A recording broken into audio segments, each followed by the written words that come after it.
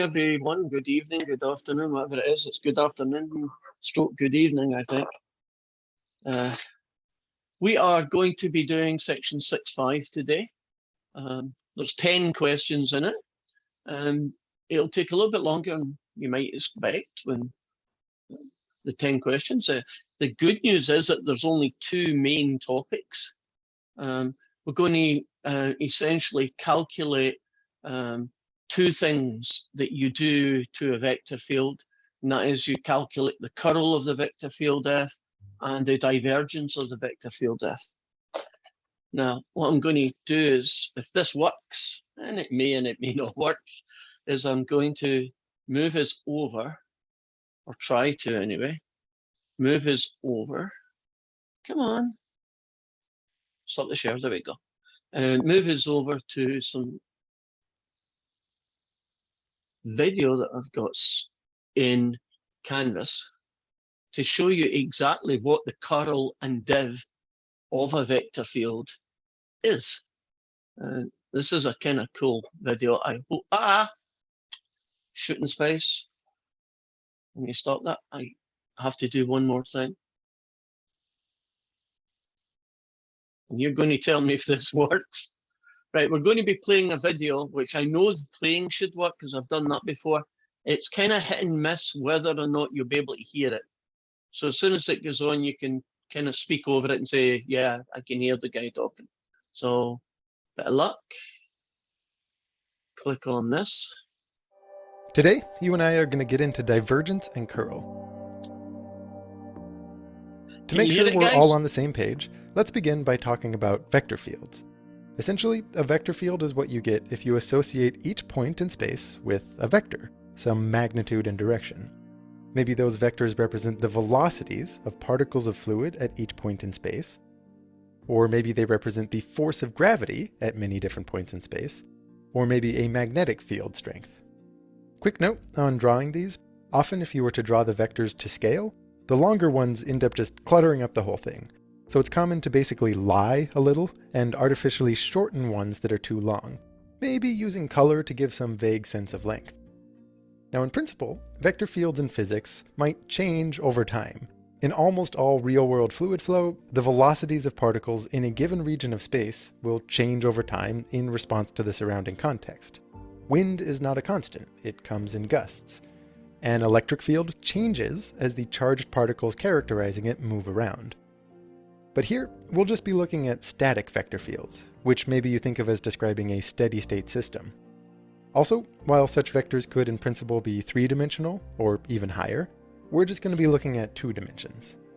An important idea, which regularly goes unsaid, is that you can often understand a vector field which represents one physical phenomenon better by imagining what if it represented a different physical phenomenon. What if these vectors describing gravitational force instead defined a fluid flow? What would that flow look like? And what can the properties of that flow tell us about the original gravitational force? And what if the vectors defining a fluid flow were thought of as describing the downhill direction of a certain hill? Does such a hill even exist? And if so, what does it tell us about the original flow? These sorts of questions can be surprisingly helpful. For example, the ideas of divergence and curl are particularly viscerally understood when the vector field is thought of as representing fluid flow, even if the field you're looking at is really meant to describe something else, like an electric field. Here, take a look at this vector field, and think of each vector as describing the velocity of a fluid at that point. Notice that when you do this, that fluid behaves in a very strange, non-physical way. Around some points, like these ones, the fluid seems to just spring into existence from nothingness, as if there's some kind of source there. Some other points act more like sinks, where the fluid seems to disappear into nothingness. The divergence of a vector field at a particular point of the plane tells you how much this imagined fluid tends to flow out of or into small regions near it. For example, the divergence of our vector field, evaluated at all of those points that act like sources, will give a positive number. And it doesn't just have to be that all of the fluid is flowing away from that point. The divergence would also be positive if it was just that the fluid coming into it from one direction was slower than the flow coming out of it in another direction, since that would still insinuate a certain spontaneous generation. Now on the flip side, if in a small region around a point there seems to be more fluid flowing into it than out of it, the divergence at that point would be a negative number. Remember, this vector field is really a function that takes in two-dimensional inputs and spits out two-dimensional outputs.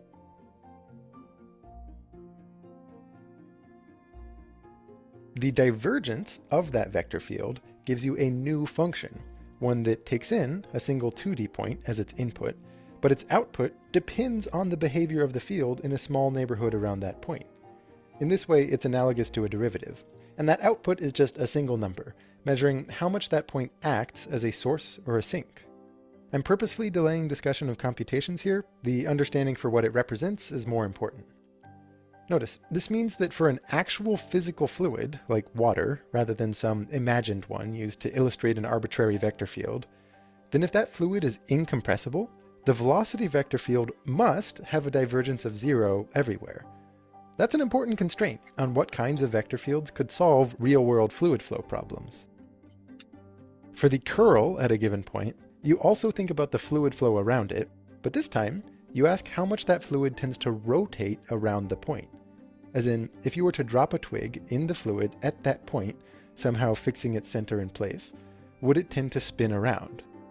Regions where that rotation is clockwise are said to have positive curl, and regions where it's counterclockwise have negative curl. And it doesn't have to be that all of the vectors around the input are pointing counterclockwise or all of them are pointing clockwise. A point inside a region like this one, for example, would also have non-zero curl, since the flow is slow at the bottom but quick up top, resulting in a net clockwise influence. And really, true proper curl is a three-dimensional idea, one where you associate each point in 3D space with a new vector characterizing the rotation around that point according to a certain right-hand rule. And I have plenty of content from my time at Khan Academy describing this in more detail if you want. That was the end of the video, at least as far as I wanted you to. Did you actually get to see it and hear it? Right. That's what we're going to be dealing with today. We're going to calculate curls and divs. And it's quite a good intro, I think, because at least it shows you why you would want to calculate it, because I know a lot of the Calc 4 is just algebra and you do it because you can, you know, this is a clever thing to do in math. But you can imagine these curls and divs being quite useful things to understand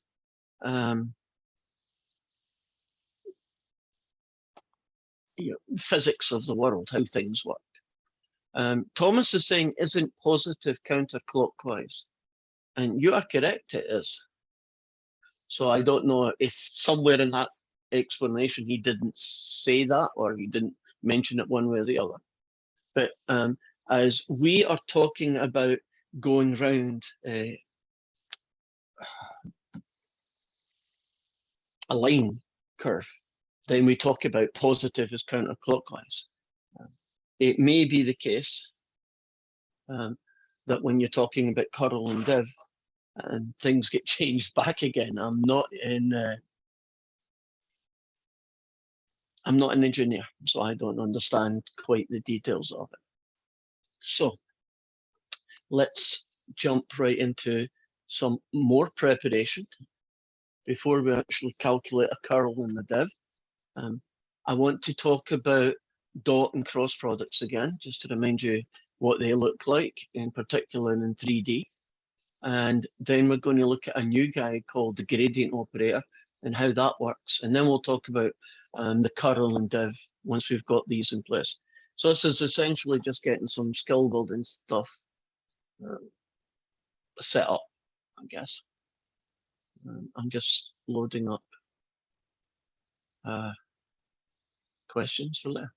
Okay, we're good.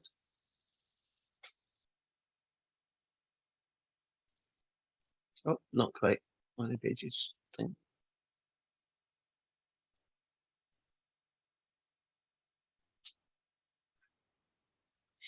Okay, so suppose I have a vector. What should we have? A vector 1, 2, 5. and I want to do a dot product with a vector 3, -1, 4. Right, well, dot products are basically, they give you a single number, and you get it by going 1 times 3, add 2 times -1, add 5 times 4.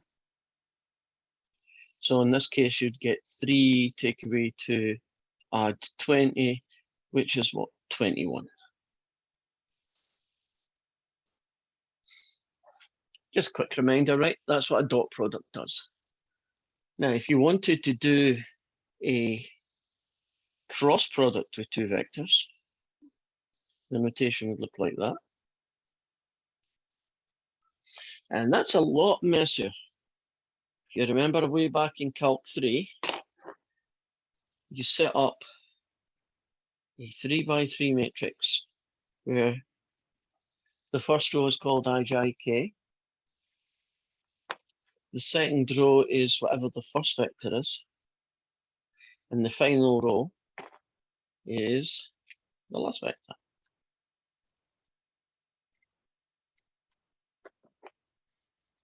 And you get so many i's, take away so many j's, plus so many k's. This is one of the few times I actually like the ijk notation.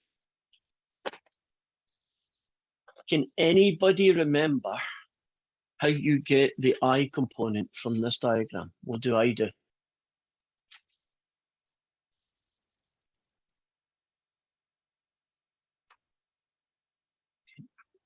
Calc 3, can anybody remember how you get the number that's going to go here, the I component? Multiply the 2 and 4 and subtract the product of -1 and 5. Okay, so you cover up column I, if I paraphrase what you just said, and what you should be left with is a little 2 by 2 matrix. And you go major, take away minor. So that would be 2 times 4 is 8, take away -5. And that would get you what, 13? Is that essentially what you were getting at? Yep. Yep. Okay, and then you do this guy, don't you? If you want the dry guy. And the major diagonal is 4 and the minor is 15. So 4, take away 15. And then you have this funny little rule that whatever that answer is, you subtract it. So this is -11, but when you subtract it, you get 11. And then if we go to this final one, the K component, here's your little 2 by 2 matrix. And this time you get 1 times 1, -1 take away 6. And that ends up being -7. So that guy there is this cross product. Are we all comfortable now? You remember doing it?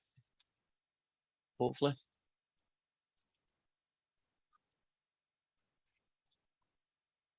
Yeah. I'm not quite sure what the counter and positive clockwise and situation is there, Thomas. I think when we start doing the calculations, we'll find out whether that was he misspoke, or whether when you do curl and div, clockwise becomes positive and anti-clockwise comes negative. That would be really annoying if it was true. I suspect it's just he misspoke. Well, that was my little review. Let's get that out of the way. Now, I want to talk about what is called operators. This is the first time you've probably seen these. Operators. I think that's how you spell it. The grad operator is that guy. Now, you know the grad because that's the gradient vector, right? But the grad operator is just a triangle without anything beside it. And it's a vector. It can be a 2-dimensional vector, in which case it would be this guy.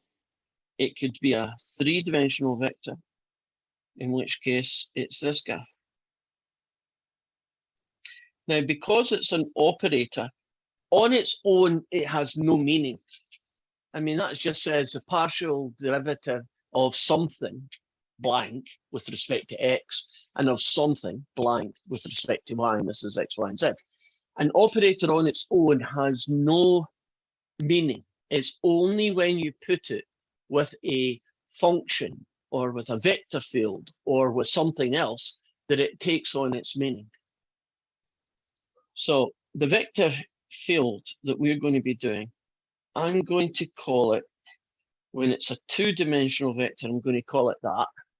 And when it's a three-dimensional vector field, I'm going to call it that. And P, Q, and R are all functions of X, Y, and Z, are all functions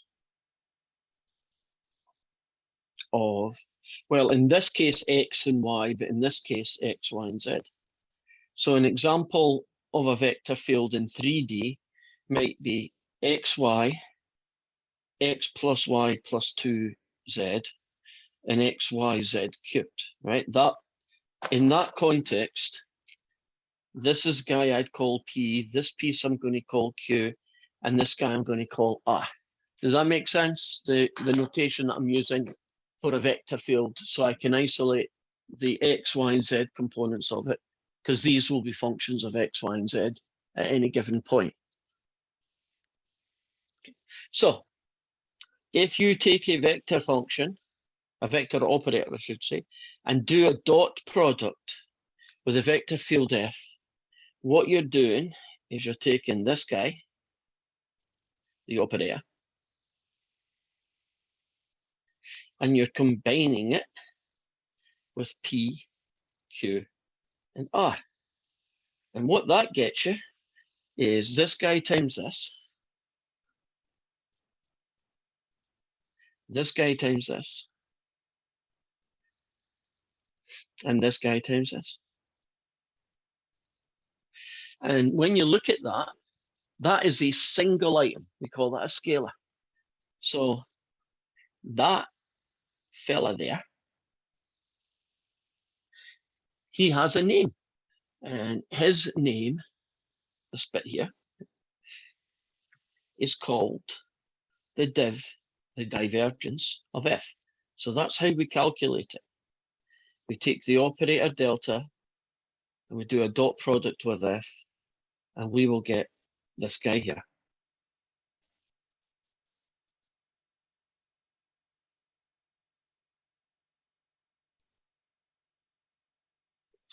So this divergence, if it's positive, then that would mean that this would a source, in other words, a single point, there is more stuff going out than might be going in. So a divergence at some point F on a vector field, if it's greater than 0, you remember the little picture, it's like it's a source, right? It's like water is bubbling out of a hole in the ground, apparently coming from nowhere. And if it is negative, then you would be looking at a situation where fluid would be entering, a lot more at least, than would be leaving. And in this case, the divergence at that point would be negative. And I guess somewhere between those two extremes, can you imagine there might be a point where the divergence is 0? And that would be a place where there's an equal amount of stuff going in and leaving at that point, or at least in a small region around that point. So that's how you calculate divergence. So let's do an example of that. I'll just pick a vector field, a function, I should say. Let's suppose F was X plus 2y, take away 3z, X squared plus Y squared plus Z squared, and X, Y, Z, right? And if you wanted to find the divergence of F, you would be getting the dot product of those two guys, which ends up being this guy, this guy, and this guy. And according to my notation, this guy's P, this guy's Q, and this guy's R. So we would get The partial derivative of this with respect to x is 1. The partial derivative of this with respect to y is 2y. And the partial derivative of this guy with respect to r would be xy. And there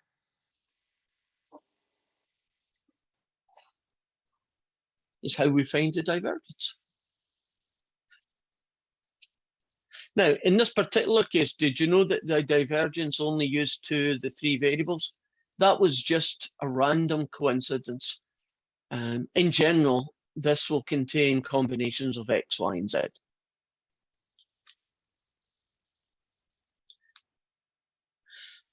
Any questions?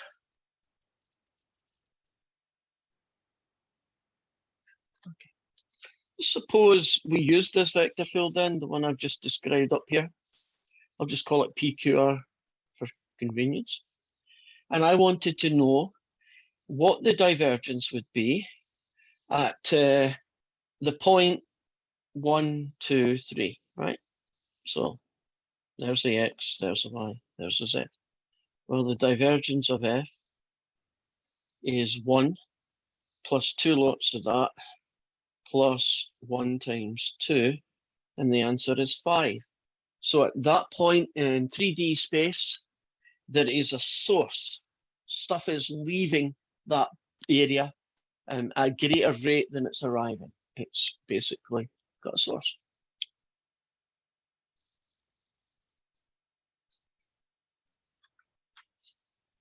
Okay, there's two sides to this story. We've just found out how to find the divergence of f. It's basically that guy. To find the curl of f,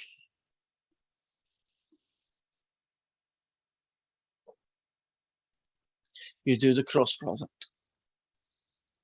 So this guy is an operator. So d by dx, d by dy, d by dz. And f, I'm going to call it p, q, and r. So I'm going to set it up. There's going to be an I, there's going to be a j, there's going to be a k, then there's going to be the operators, and then finally there's going to be a p, there's going to be a q, and there's going to be an r. And I guess I'll do it over here. So it's going to be so many i's, take away so many j's, plus so many k's. Do you realize that the curl of a vector field f is going to be itself a vector? So let's do the little cover up thing. This guy, cover us up with this guy.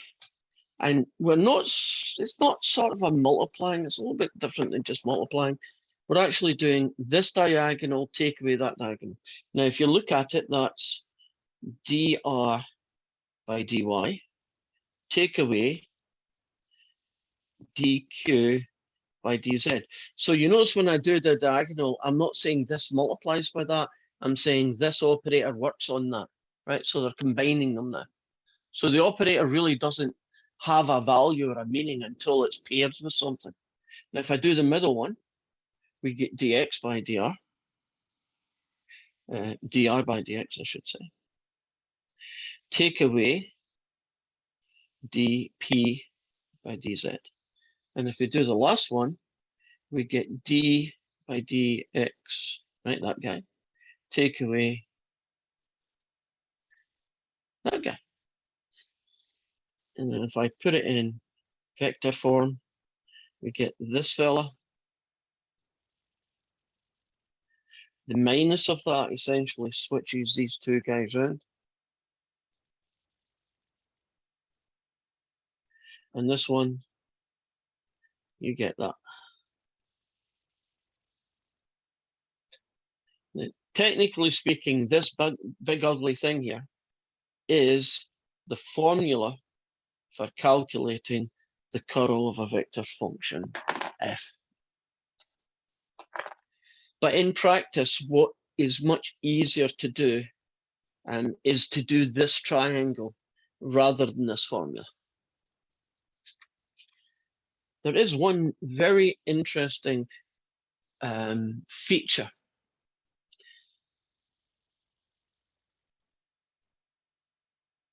We've used this term before, but we only used it with two-dimensional vectors. And we said, look, you're a conservative vector, right? A conservative field F, if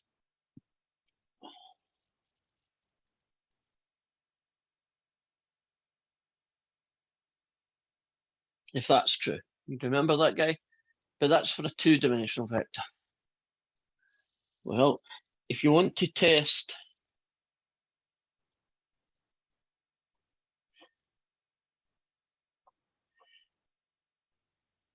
in 3 dimensions, you only need to show that the curl of F is the 0 vector.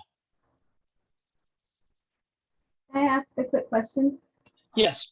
You're writing the formula for the curl.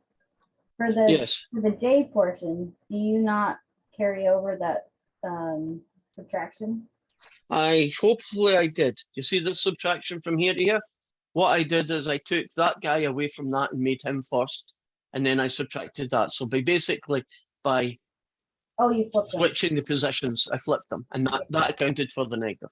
Sorry, I didn't notice that. Thank you. No, that's fine. So this one here, by the way, must be wrong. So which one is it? Yeah, there we go. So if you want a conservative field, which is really helpful, because if you've got a conservative field in 3D, right, and you have a curve going through it, don't you just need to know the coordinates of the start and finish, and that will get you the work done, right? So if you're trying to find a line integral, you really do want a conservative field because it makes the work very easy. All you need to do is find the potential function and evaluate that at the start and finish, and you are good to go. Any other questions before we actually do some practice with real functions and calculate basically questions from 1 to 7? Calculate the curl and the div. Any questions?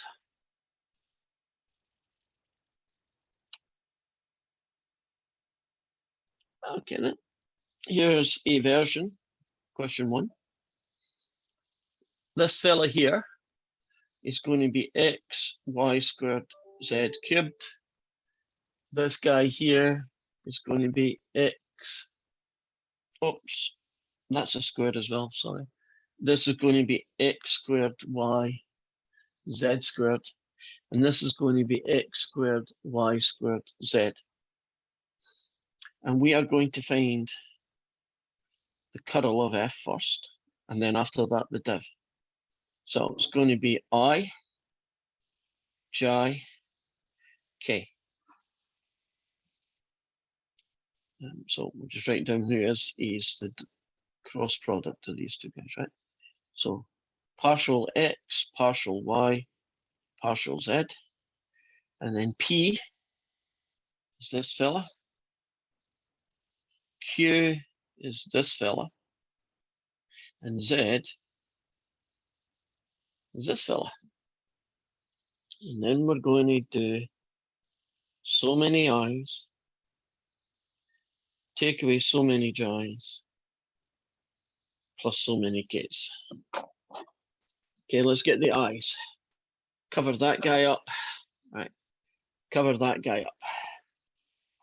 So the partial derivative of this with respect to y gets you 2, check it again, gets you 2 x squared yz. Take away the partial derivative of all of this with respect to z, and that gets you take away 2x squared yz. Oh, it gets you 0. Middle term. This guy with respect to x gets you 2x y squared z. Take away this guy with respect to z.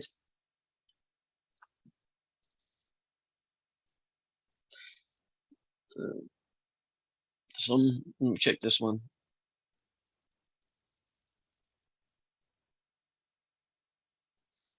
Yeah, 2xy squared z. And the other way, you get take away 2x squared y. 2xy squared z. Try the last one, be more careful.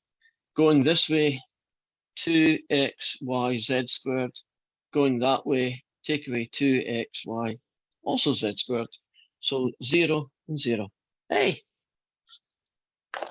they didn't ask it, but the curl of f is a 0 vector. That function there, that vector field, that vector function, is in fact a conservative field. Now to get the div is much easier. It's a partial derivative with respect to x of p, q, and r. Right. If you differentiate this with respect to x, you get y squared z squared. If you do this one with respect to y, you get x squared z squared. If you do this one with respect to z, you get x squared y squared. And you basically just get that expression. Yeah, nobody shares a common factor in all three, so I can't tidy it up anymore. And that is what you would get if you took the operator and did a dot product with f. So that's what the divergence is equal to. And for 7 questions, we get to calculate a curl and a div from a given function. So it's really a skill building exercise, this section. They want you to be good at finding curls and divs. At least for the first 7 questions they do. See if we can pick something that's not a quadratic. Ooh, that's ugly. Let's do that one. Version of question 3. This guy is the square root of x, 3 plus z, square root of y, 3 plus x, and the square root of z, 3 plus y. So 3. There we go. So that's my P, that's my Q, and that's my R.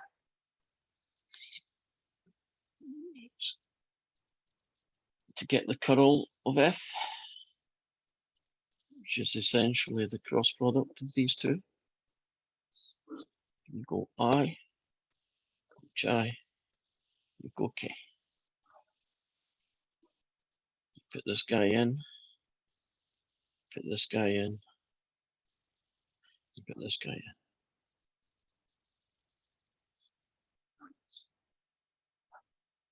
And, oh, God, this is too late in the day for me. Those guys should go there, shouldn't they? And this is why you should probably write in pencil. I forgot to put my operators in. We knew what you meant. Well, I'm glad someone knows what's going on. It's a pain in the butt when you do this, because essentially you just have to rewrite almost everything from scratch, which takes a long time. So it's going to be so many i's, take away so many j's, plus so many k's. And just looking at this is getting worrisome, but here we go. If you differentiate this guy here with respect to y, you've actually got quite a lot of work, because there is a y in this. That's considered a number, this is considered a number, but you still get work to do. And what you end up with is negative the square root of z over 3 plus y squared. And if you do this guy with respect to z, since there are no z's, take away 0. So at least that was something. If you do this one with respect to x, you get nothing. But if you do this one with respect to z, you get a very similar result to this one. except it's a square of x on the top and a 3 plus z squared on the bottom. Then you do this one. And the first guy, you get a square root of y. Oh, negative a square root of y. 3 plus x squared, take away a 0. And so we have that guy. Take away a negative makes the middle one positive. There's a lot of symmetry in this question. And then this one, back to negative again.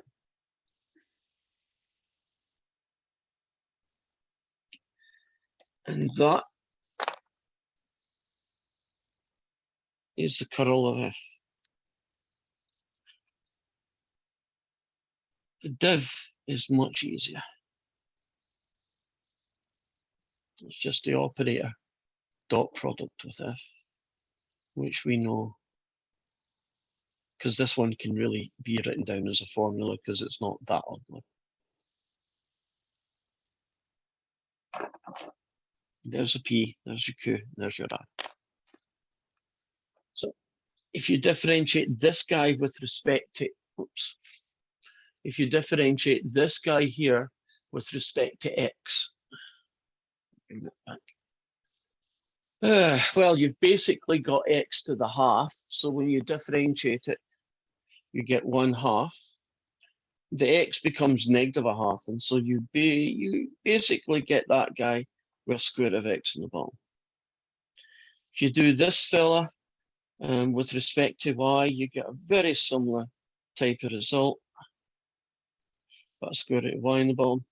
And you do this one, you get a half on the top. And you get a 3 plus y square root of z on the bottom. And that represents our divergence.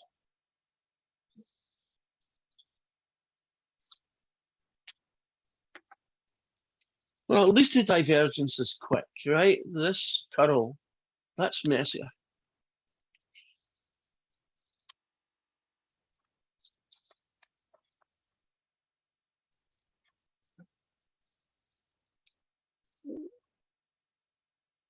Nothing special going on in 4.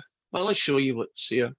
You can pick, maybe you'll see a function that you would wonder, you know, how to go about getting curls and divs. So let me nip over, show you some of the other questions.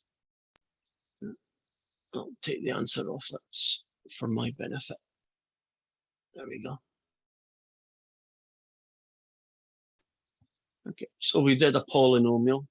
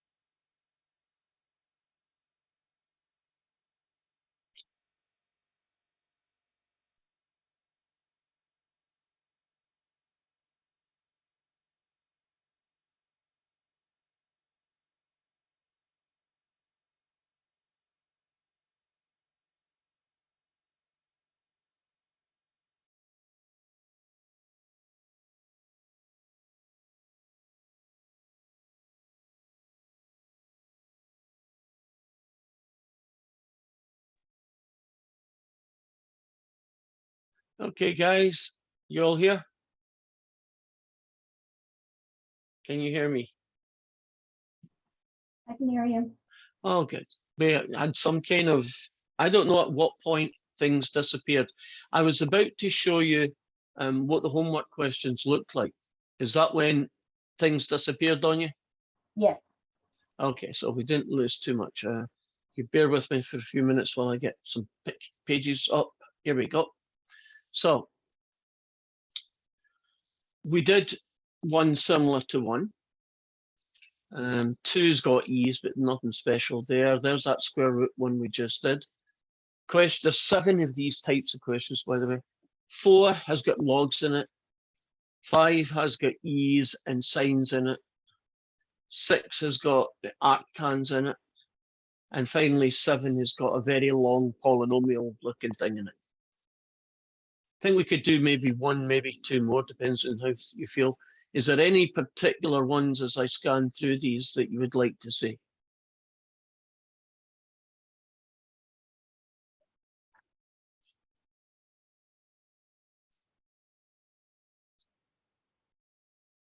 Any choices?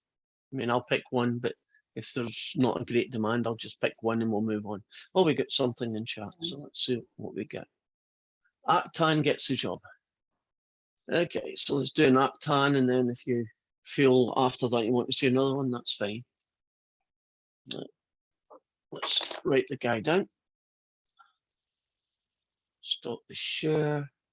Do the other kind. Okay, so in this question here, we have a vector function. I'm going to call it inverse tan xy, inverse tan yz, and finally inverse tan zx. I just don't like arctan. And we're going to find the curl and the div for these guys. Now, that's going to be P, that's going to be my Q, and that's going to be my R. So slightly out of order, let's find the divergence first. Because that's the partial derivative of this with respect to x plus partial derivative of the second one, Q, with respect to y, plus the third one with respect to z. And at the side, let's take the inverse tan of xy and do a derivative of it, partial derivative, with respect to x. Okay, if you differentiate an inverse tan, you get 1 over 1 plus this guy squared. Good.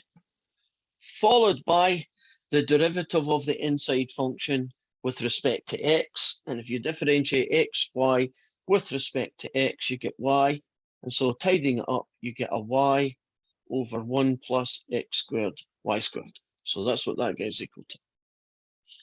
So it's a y over 1 plus x squared, y squared. Now, if I did the same with this guy, but with respect to y, right, I would get an x on the top, and I'd get a 1. Would I get an x on the top? No, I wouldn't. I'd get a z on the top, and a 1 plus y squared, z squared on the bottom. And if I did this one, I'd get an x on the top, and a 1 plus z squared, x squared on the bottom. Are we okay with that? Right. The curl's going to be ugly, ugly. I'm getting the key set up here so I know if I've done it right when I'm finished.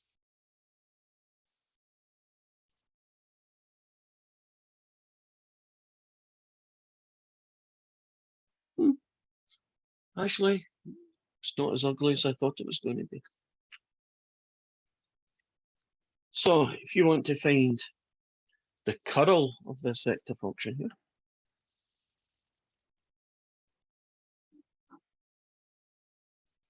we get the operator cross product with f. It's going to be an I, a j, a k. And operators go second.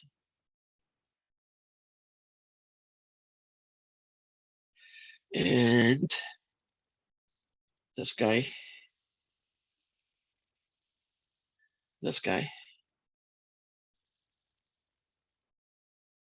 finally this guy.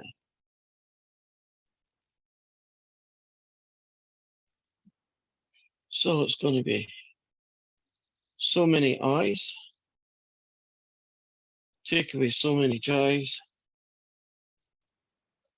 plus so many k's, right? as always. So cover this guy up, cover that guy up. Let's see what we get here. Just rubbing these out so they don't distract us. The major diagonal is the partial derivative of this with respect to y. Since there isn't any y's, you get a 0. Take away, and if you go this way and you do a partial derivative of this guy with respect to z, on the bottom, you're going to get 1 plus y squared z squared, and on the top, you're going to get a y. And I am right, good. Now you do the middle one. This direction is going to get you something. You're going to get 1 plus z squared x squared, and the derivative of that gets you a z. But going this way, there's nothing because this guy with respect to z isn't even there. And then the last one is these guys. This direction gets you 0, and this direction gets you 1 plus x squared y squared and an x on the top. So we end up with negative y over that guy. This fella, negative z, it looks like. No, I got a sign wrong. No, I take it back. I got a sign right. And last but not least, this one.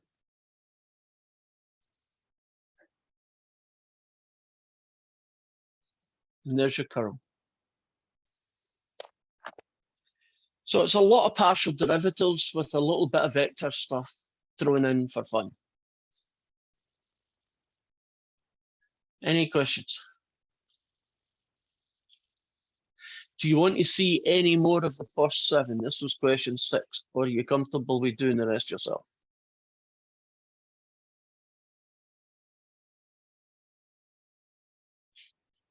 No demand?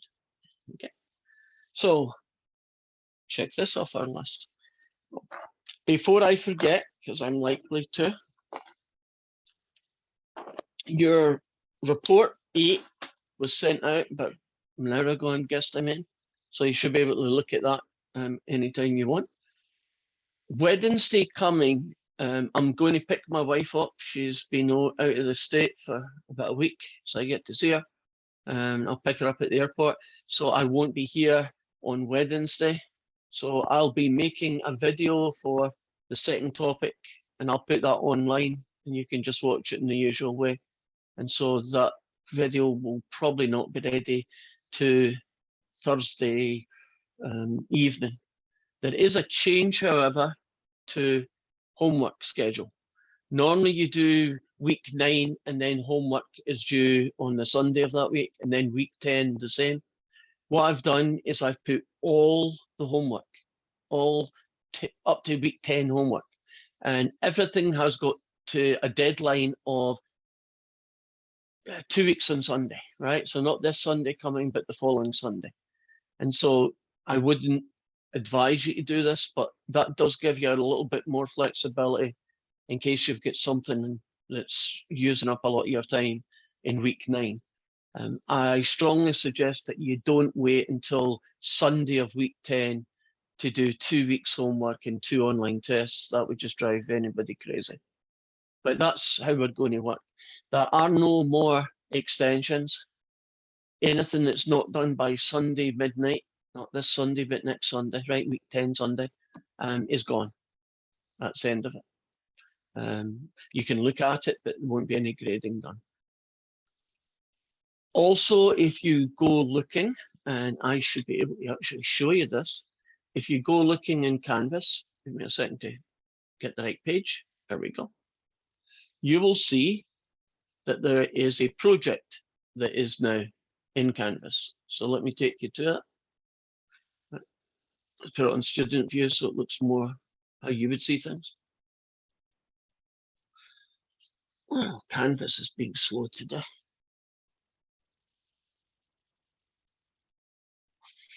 There we go. Now, you have essentially a week into the, what's that, 9 days to get this guy done. So that project is going to be due midnight Wednesday. So let's click in.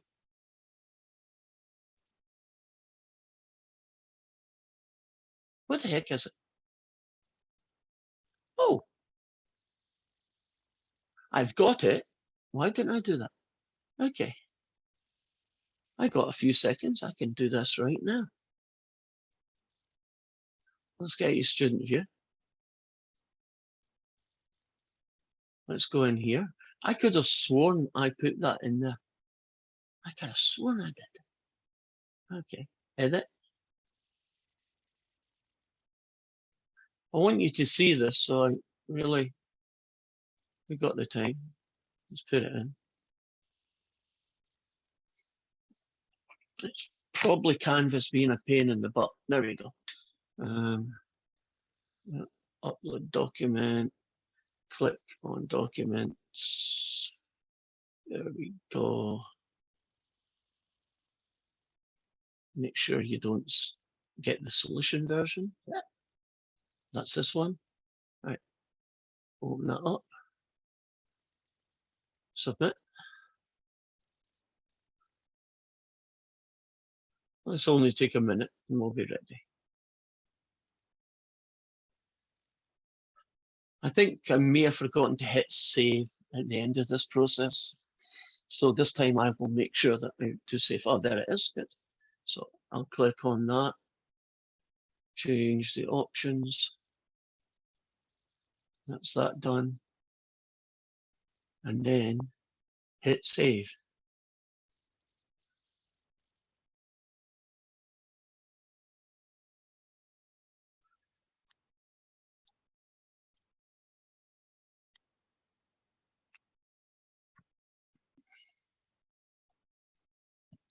Why are bicycles always falling over?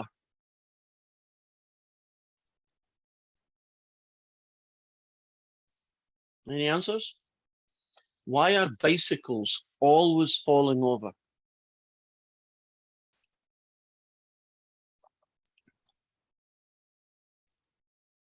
We only have 2 wheels.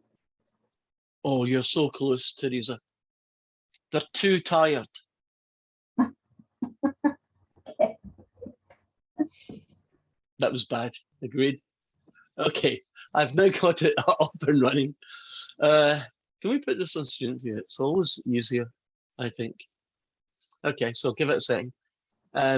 It's here, but you should be able to just click on this and download it, if you know that's the easy way for you to do it. There are no multiple choices on this, and I've decided not to have any multiple choices in the final. So you're basically going to get questions where you have to show working for all of them. This is a practice final, but I don't want you to treat it like a test or an online test or anything else. Go to the tutoring, ask for help, contact each other if you've got little work groups that you work together with. Look up websites that do stuff for you, whatever it is. Essentially, I want you to find out how to solve these questions. So this is your learning experience. And if you just, I'll just randomly scroll through it. You could plenty of time. That's probably too random. There we go.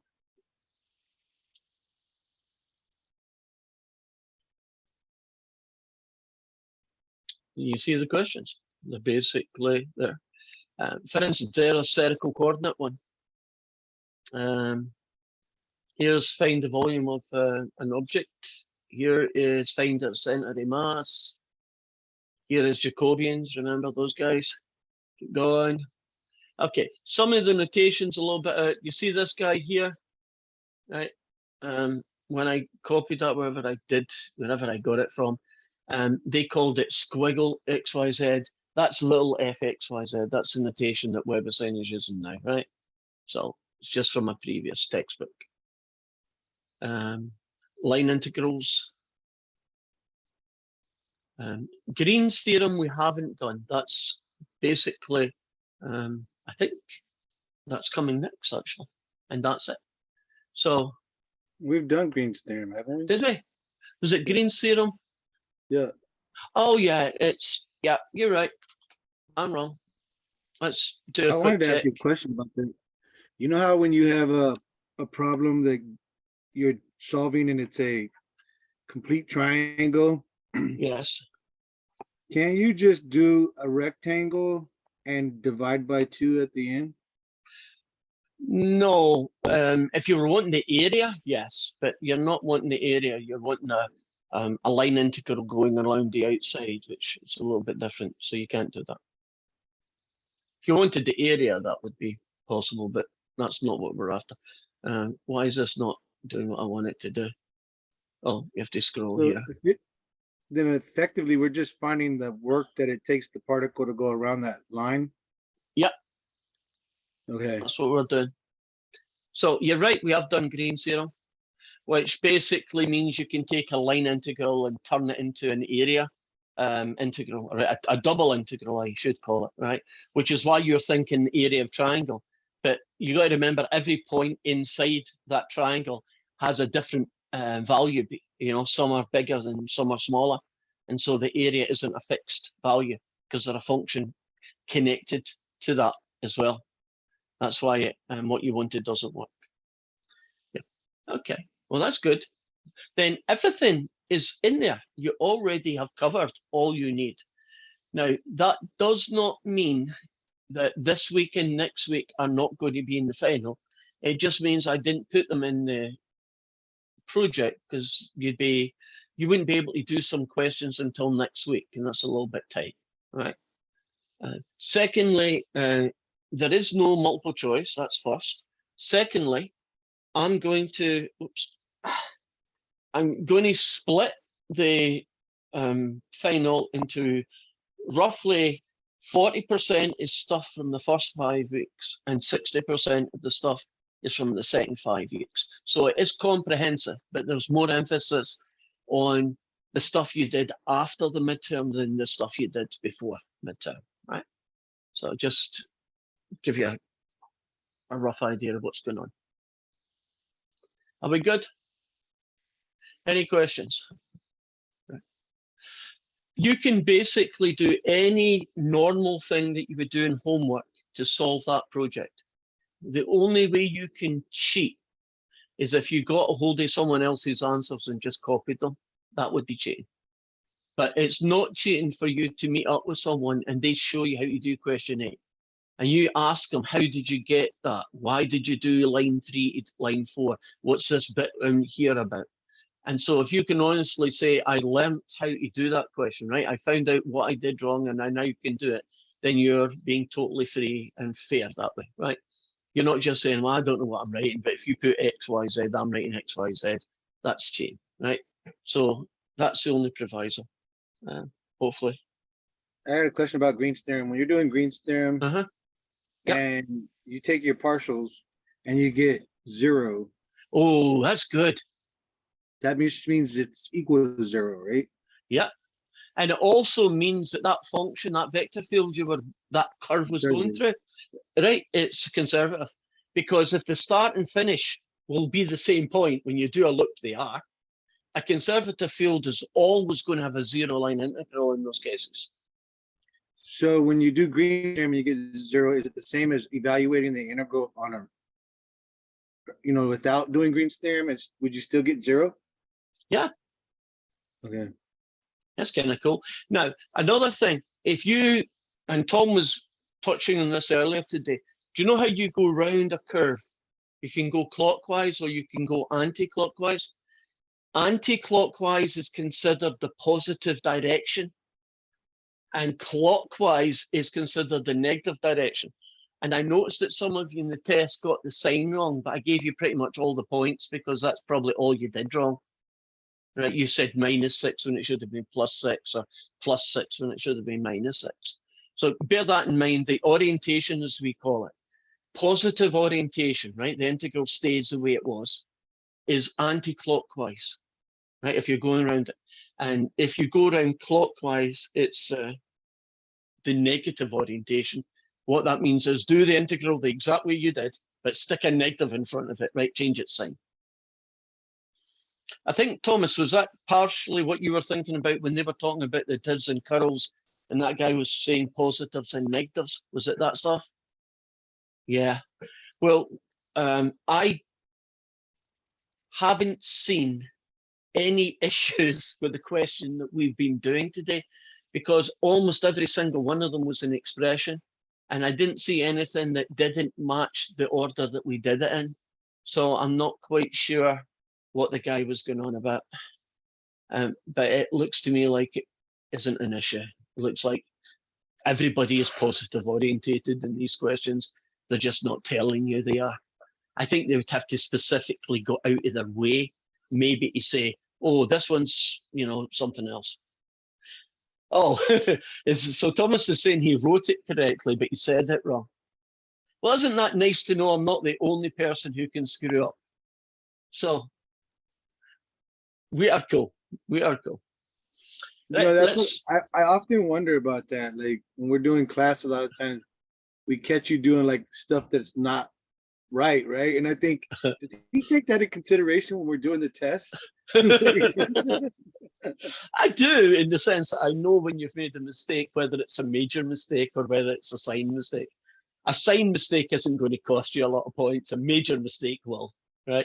I mean, if you tried, I don't know, if you calculated the grad, but actually it wasn't, it was some weird thing that doesn't even look like the grad function, that's a major mistake. If you did everything right, but you lost a plus or an x cubed, which should have been an x squared, that's much more forgivable, because that's just careless. So I am kind of generous in that sense, because I understand how easy it is to do that.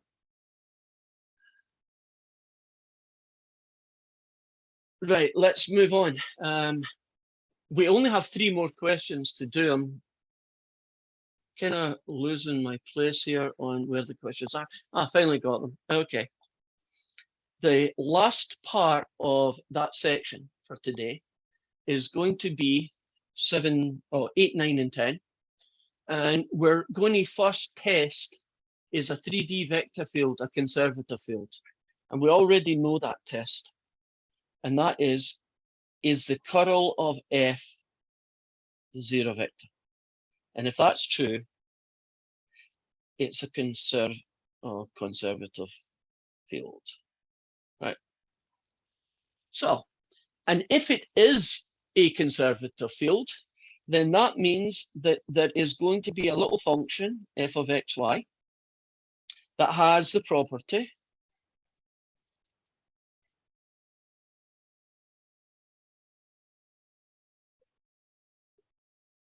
that delta f, right, the good old-fashioned delta f, right, the gradient is equal to the vector function f. And we will be going to find that guy. And that guy is called the potential function.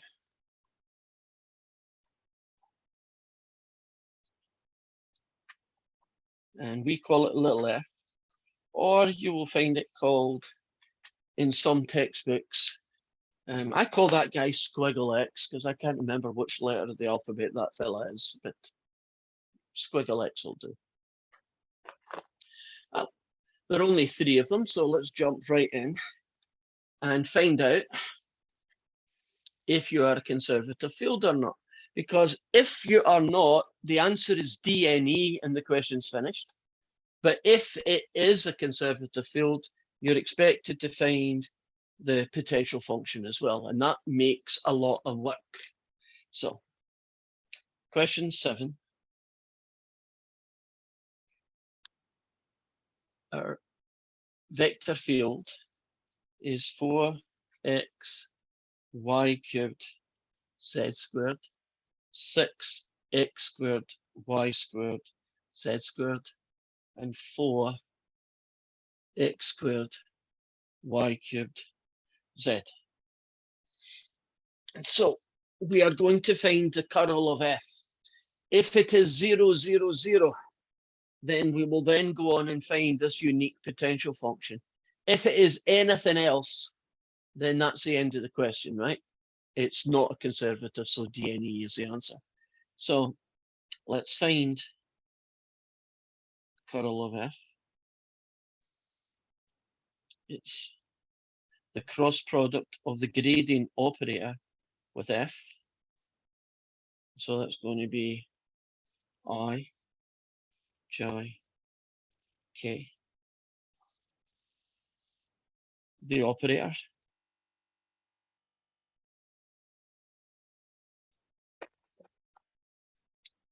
That's P, it's Q, it's R. This guy goes first. 4x y cubed z squared. This guy goes second. 6x squared y squared z squared. And this goes last. 4x squared y cubed z. And then it's so many i's, take away so many j's, plus so many k's.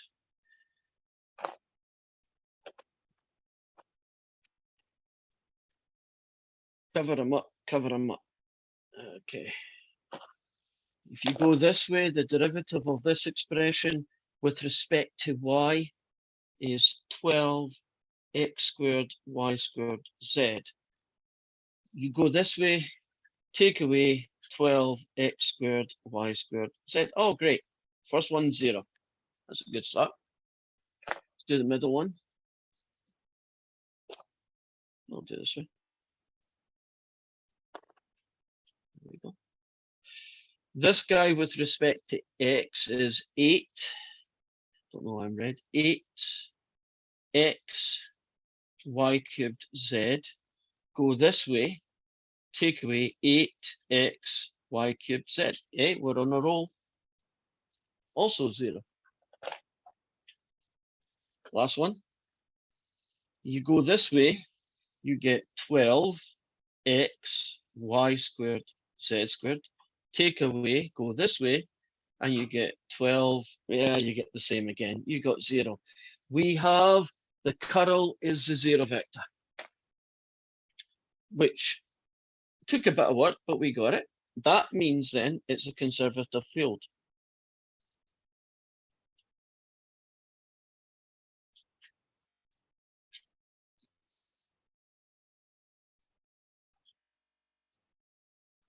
Do you know what they should have done as an extra part to these questions, but they didn't? Shouldn't they have got you to do a nice little single line curve, you know, from here to here, from 1, 2, 3 to 7, 8, 9?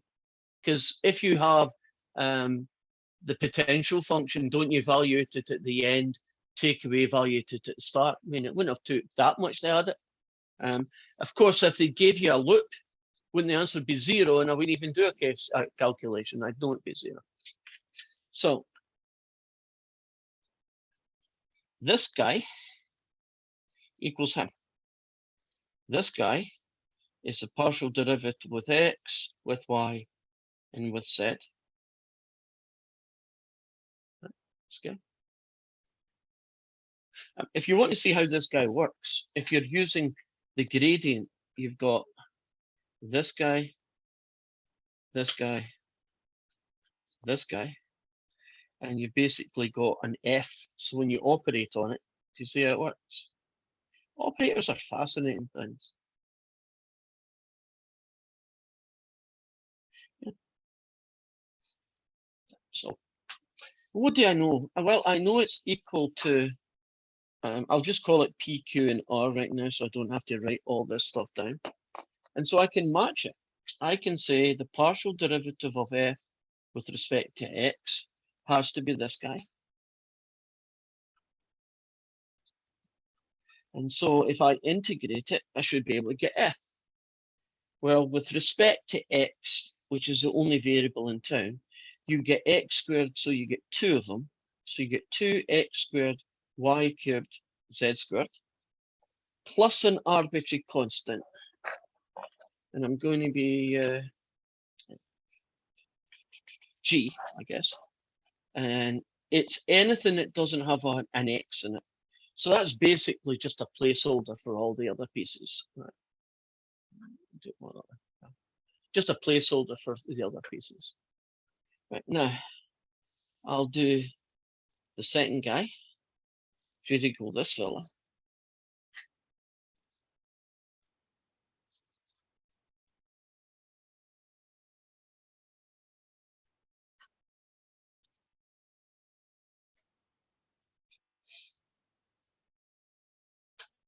and add 1 to the power, you get y cubed. Divide by the new, oh, that's nice.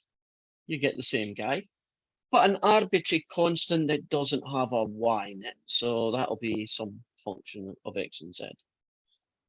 And then you do the third one, which is this fella, right? And if you integrate this guy with respect to z, you get z squared, and that's divide. Oh, this is too easy. Plus some arbitrary constant, which is somebody who doesn't have a z in it. Now, these guys here are just placeholders for the bits and pieces that you might need. When you look at it, do you see it's pretty obvious who the overlapped function is? We now know what the potential function is. It's 2x squared y cubed z squared. And the good news is I'm right. Are we comfortable with that process? We've done it with 2-dimensional for the most part. Now we're going to do it here with 3-dimensional.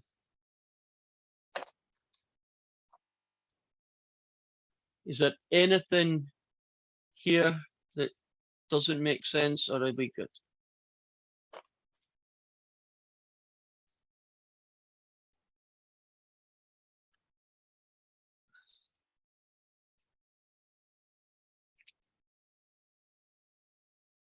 Okay, move on. Just 2 more to do. I'm not going to do all of 8.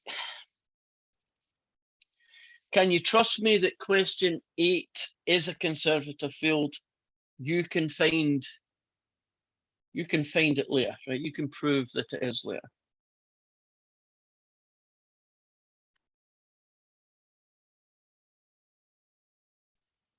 But if you are going to prove that this is a conservative field, you really do need to rewrite it.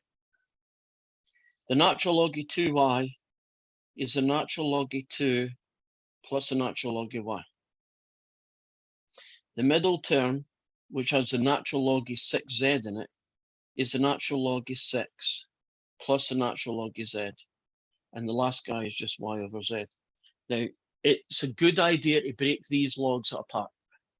Because if you try and differentiate the natural log of 2y, which is a chain rule, you could easily generate the wrong answer. If you break it apart like this, you see it's much easier to differentiate. So can you trust me that its curl is 0, 0, 0, and so it's conservative? So all I'm going to do is find the potential function f. So the partial derivative with respect to x is the natural log of 2 plus the natural log of y. If you integrate this, you will get the natural log of 2 times x plus x times the natural log of y in an arbitrary function that doesn't have x in it. So I guess we'll call it g, y, z. And then the second one is going to be this fella.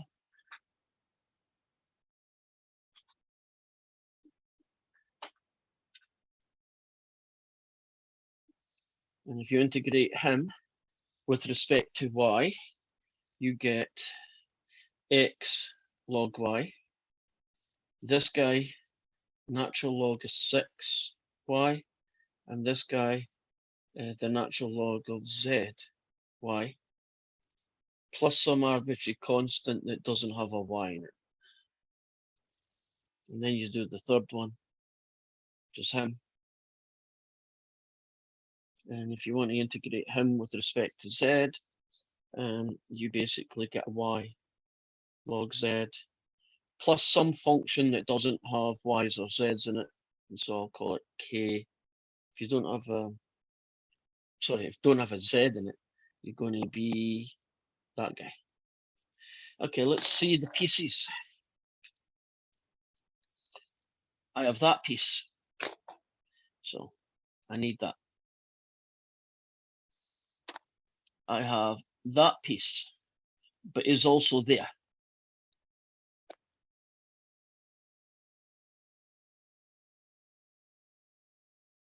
I have that piece.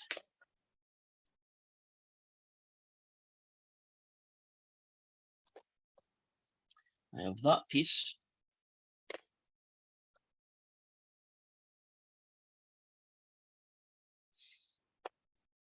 That's the same guy as that piece. So there is my answer. There are 4 distinct pieces. I'm just going to rearrange them a little bit.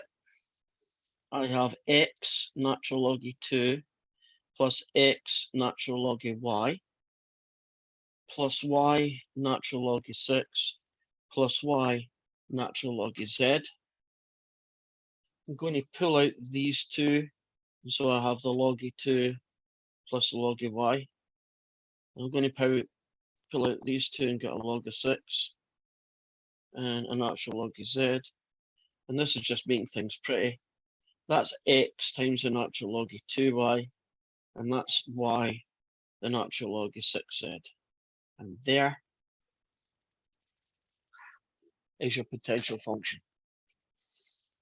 So integrate with respect to x, get the answer. Integrate with respect to y, get your answer. Integrate with respect to z, get your answer.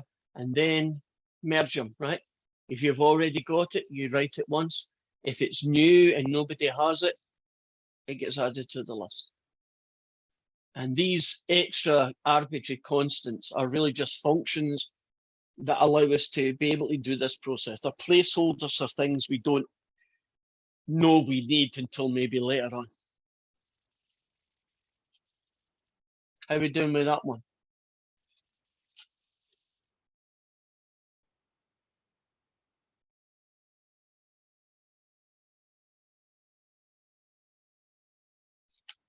Are we good?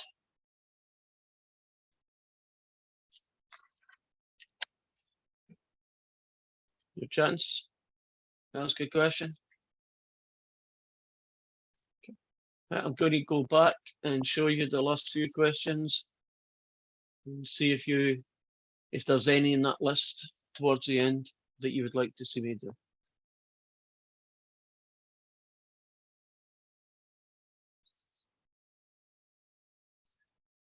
Okay, start at the bottom, work backwards.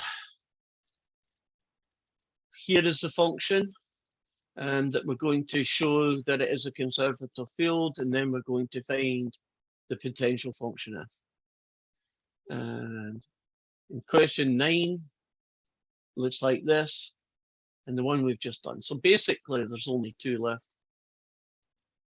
Do you want to see either of those 2, some of those 2, both of those 2, none of those 2?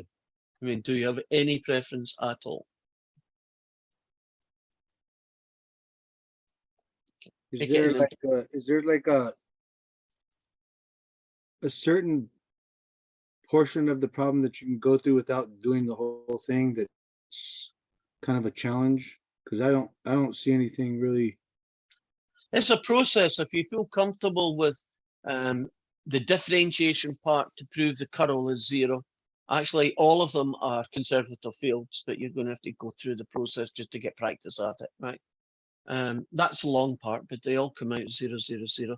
And then the second part isn't the integration. You're kind of doing integration to find the potential function. I don't know, let's do 10 then. I can't. To me, they all look equally ugly. So if you don't have a preference, 10's as good as any other. They're not pretty. And I'm going to tell you that it is a conservative field. So I'm not going to prove to you that the curl is 0 vector. You just have to take my word for it. But we are going to have to deal with some quite ugly derivatives.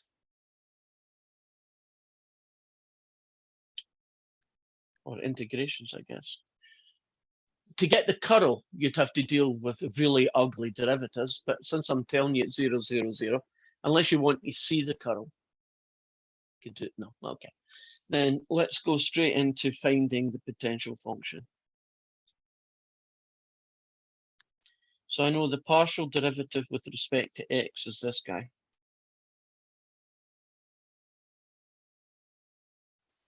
So if you integrate this guy, oh, it's not as bad as I thought. Everybody here except that guy there is a different variable, right? So you're basically just integrating e to the xz. So that makes you get a 9, a y, a z squared. You get e to the xz, and then the bit you have to know. If that was 2x, wouldn't you multiply by a half? If it was 10x, you'd multiply by 1/10, right? Because we're integrating. And since it's xz, don't we do that guy? 1 over z because it's xz. And that means that we get a little cancellation. Plus some function that doesn't have x's in it as our arbitrary constant. So that's the first one done. The second one.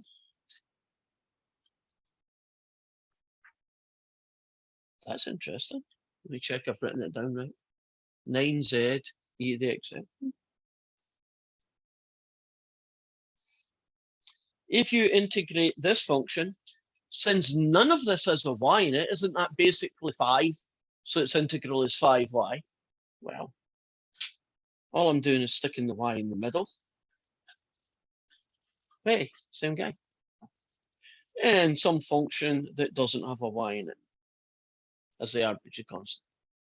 And then the last one is 9xyz e to the xz. And if you integrate, no. Ooh, I just noticed something. That guy, he is not pretty. I want to integrate 9xyz e to the xz with respect to z. Normally I could do it in my head, but not this one. And the reason, do you notice 2 z's?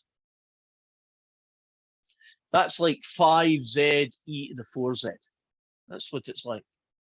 What technique do you use to integrate a function that's like 9x e to the 4x? Parts. Yeah, parts. So this guy's going to be my f, and this part here is going to be my g. Fingers crossed we come out of this alive. So it's f capital G, take away the integral of f dashed capital G. And then remember z is the variable. So when you take this guy here, well, the first time you don't need to do anything, it's just this guy. But when you integrate e to the xz, you get e to the xz times a 1 over z. That cancels down and you get 9xy e to the xz. Okay, that's good. Take away. If you differentiate this guy with respect to z, you get 9xy. Okay, that's what you get. And if you integrate this guy, you get e to the xz times 1 over z. That's not going to work. Why is that not working? Because I picked the wrong f and g. That's possible. Let's check what they might have it, and I'm saying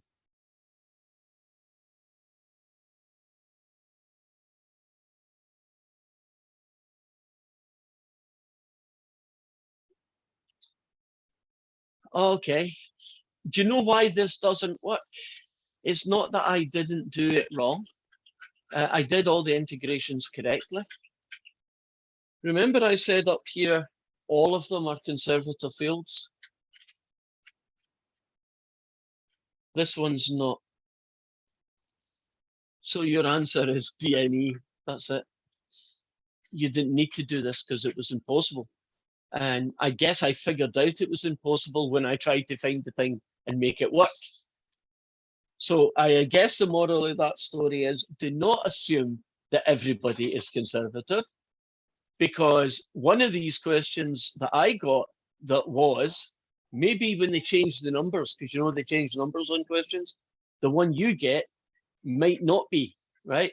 So that really means you do have to check them all just for safety. So I kind of sad finish, but at least we found it at the end. Anything else to talk about before we go? So remember, nothing on Wednesday. Watch out for the video sometime on Thursday. You've now got that project. It is up and running because I saw it 2 minutes ago or 20 minutes ago, so you know where it is now. And what else? Oh, one thing you might want to do that you can use that for, when you are looking at your project one, which is a bit like a huge, massive final, your final's nowhere near as big as this guy, right? Try doing the questions with only a formula sheet in front of you, right? The kind of things that you would normally have in front of you, you know, notes, and see if you can do it. And if you can do it, then it's probably a question you don't need to spend much time studying. But if you look at that question and you look at it and say, I don't know how to do this, I knew it and now I've forgotten it, that might be a good clue that that's one you should pick, practice on. Maybe it means you need to add to your notes. Maybe it needs practice on a particular group of questions that you're a bit rusty on. That's just a suggestion. Right, well, bye-bye, guys. I'll hang about for any questions.